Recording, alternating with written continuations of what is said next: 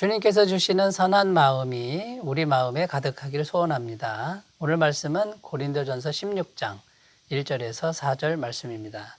성도를 위하는 연보에 관하여는 내가 갈라디아 교회들에게 명한 것 같이 너희도 그렇게 하라. 매주 첫날에 너희 각 사람이 수입에 따라 모아두어서 내가 갈 때에 연보를 하지 않게 하라. 내가 이를 때에 너희가 인정한 사람에게 편지를 주어 너희의 은혜를 예루살렘으로 가지고 가게 하리니 만일 나도 가는 것이 합당하면 그들이 나와 함께 가리라. 아멘. 자, 오늘부터는 고린도전서 16장 말씀을 가지고 은혜를 나누겠습니다. 고린도전서 16장은 고린도전서의 마지막 장입니다. 그래서 이 마지막 부분의 내용이 뭐냐면요.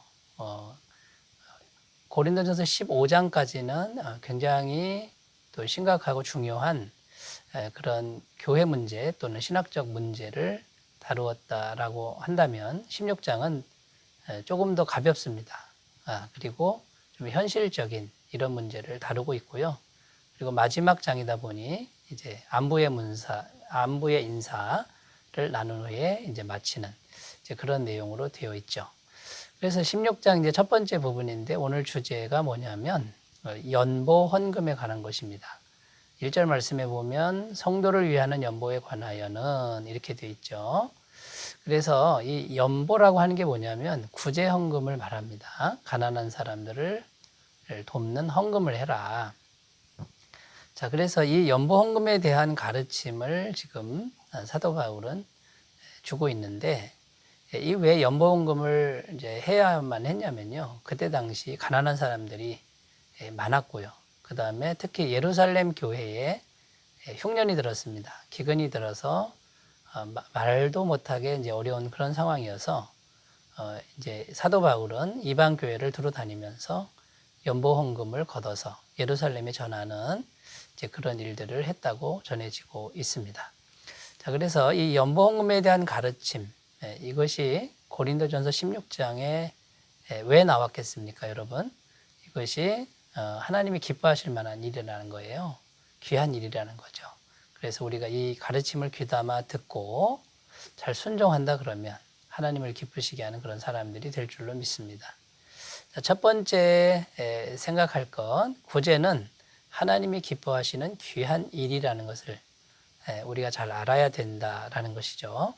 자, 지금 바울은 교회를 향해서 말하는 겁니다. 교회를 향해서 연보 헌금을 해라. 이건 교회가 할 만한 일이다라는 거죠.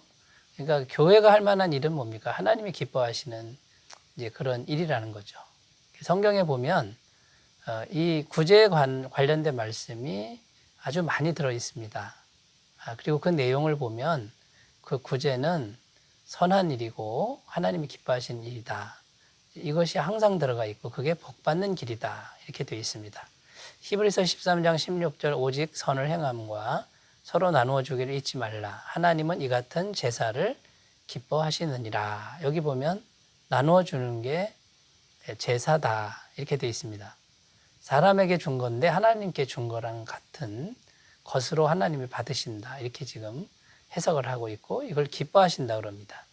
잠언 19장 17절에는 가난한 자를 불쌍히 여기는 것은 여호와께 구워드리는 것이니 그의 선행을 그에게 갚아주시리라.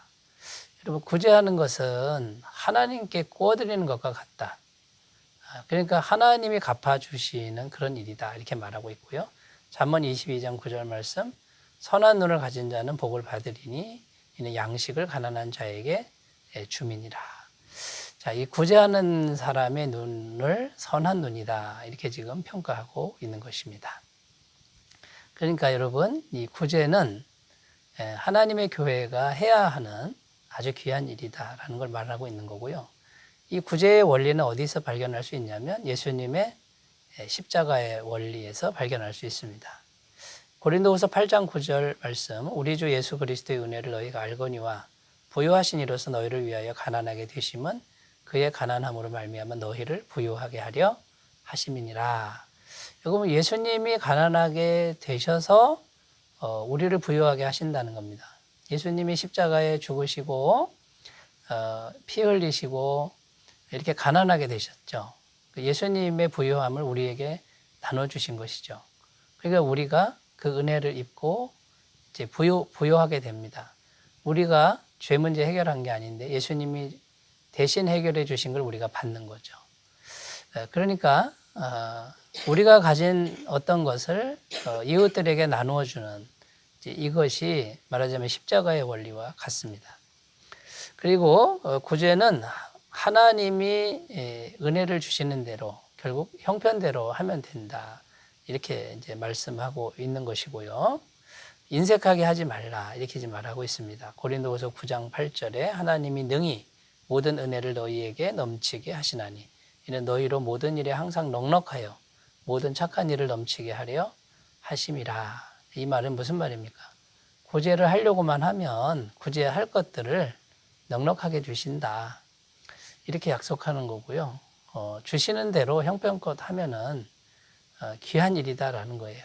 여러분, 이것을 우리가 잘 기억하고 하나님의 교회가 해야 될 귀한 일 중에 가난한 사람들을 돕는 것, 이것을 잘 해가는 우리 모두가 되었으면 좋겠습니다. 자, 두 번째입니다. 두 번째, 구제는 교회가 사랑으로 하나 되게 하는 좋은 통로가 될 수 있다라는 것이죠. 자, 1절에 보면 바울이 고린도 교회에 연보 헌금을 하라 이렇게 요청하면서 그 뒷부분에 뭐라고 되어 있냐면 내가 갈라디아 교회들에게 명한 것 같이 너희도 그렇게 하라 이렇게 표현하고 있습니다. 지금 바울은 갈라디아 교회에도 이 구제 헌금을 하라고 지금 말해 놓은 거죠. 근데 여러분, 갈라디아 교회는 아시아에 위치한 교회고 고린도 교회는 유럽에 위치한 교회입니다. 그러니까 대륙과 대륙이 다릅니다. 굉장히 먼 거리에 있는데도 불구하고 같은 원리로 연보 헌금을 해라.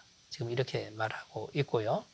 또 여러분, 이 연보 헌금을 걷어서 예루살렘 교회에 전달하는데 예루살렘 교회는 어떤 교회입니까? 100% 유대인들의 교회입니다. 이 유대인들은 특징이 어떤 특징이 있냐면 이방인들을 좋아하지 않습니다.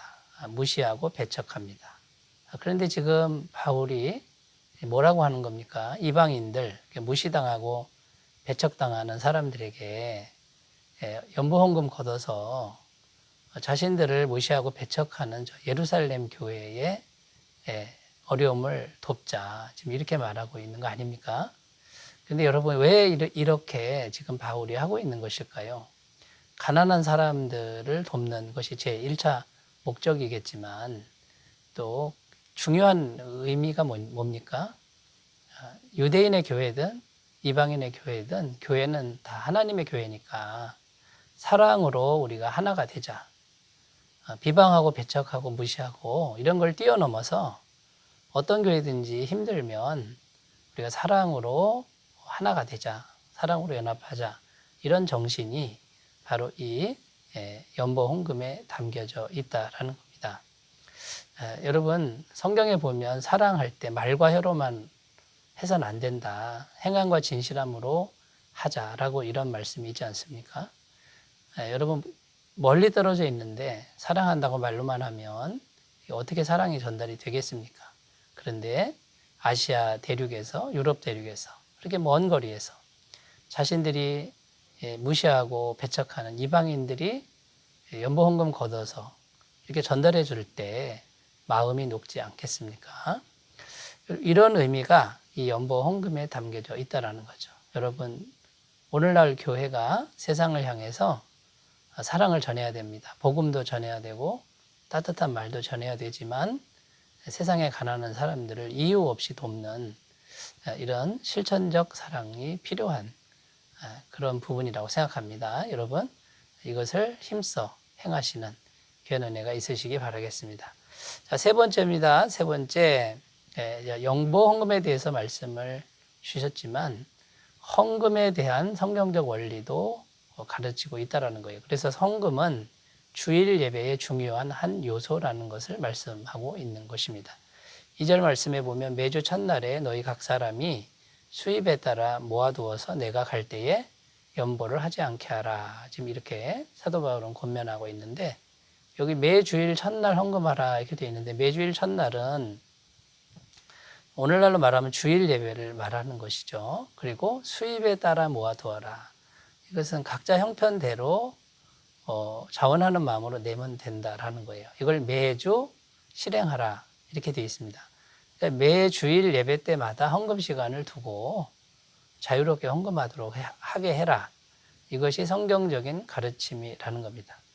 근데 이제 바울이 왔을 때 갑자기 그 자리에서 헌금하면 어떤 현상이 벌어지겠습니까? 눈치도 보게 되고요. 그 다음에 갑작스럽게 하니까 마음의 준비가 안 되고 억지로 하게 되고요. 당황스럽기도 하고 아마 그렇게 되지 않겠습니까? 그리고 또 사도 바울을 헌금, 돈 거들어 다니는 사람으로 오해할 수도 있다라는 것이죠. 그러므로 여러분 이렇게 지혜롭게 하라고 이렇게 말씀하고 있는데 여러분 이 헌금 시간이라고 하는 이 시간은 예배의 그 예배 형식에서 아주 중요한 한 구성 요소가 된다라는 겁니다. 예배를 잘 드리는 게 중요하죠. 예배를 잘 드려야 우리가 복을 받는 것이죠. 그런데 여러분 예물이 없는 예배는 온전하지 못하다는 것을 우리가 꼭 기억하셨으면 좋겠습니다. 구약 성경에 보면은 항상 하나님께 제사 드릴 때 빈손으로 오지 않습니다. 재물을 가지고 오게 되어 있습니다. 하나님께 드릴 것. 가난한 사람은 비둘기, 더 가난한 사람은 곡식가루라도 하나님께 가져다가 태워서 이렇게 올려드립니다. 그런데 하나님은 똑같이 받으십니다. 자, 그런데 마음만 가지고 온다. 물론 이해는 됩니다만 여러분 재물이 없는 예배는 온전하지 않다라는 거예요. 아무리 없어도 없는 대로 하나님께 태워서 드릴 그 예물을 준비하신다 그러면 그것이 온전한 예배가 될 줄로 믿습니다. 그래서 우리가 마음으로도 필요하지만 하나님께 드리는 귀한 예물을 정성껏 잘 준비해서 하나님께 형편껏 드리는 이런 예배로 우리가 나아갈 때 온전한 예배가 되고 하나님이 기뻐하시는 그런 예배가 될 줄로 믿습니다. 기도드리겠습니다. 하나님 아버지 감사합니다. 구제는 교회 공동체가 해야 될 아주 귀한 일인 것을 말씀하셨으니 우리도 순종하여 잘 행할 수 있도록 도와주옵소서. 또 하나님 헌금은 우리가 온전한 예배를 드리기 위해서 꼭 필요한 것입니다. 그것을 우리가 잘 드릴 수 있는 순종하는 하나님의 백성들 되게 해 주옵소서. 예수님의 이름으로 기도드립니다. 아멘. 주님의 임재가 충만하시기 바라겠습니다. 감사합니다.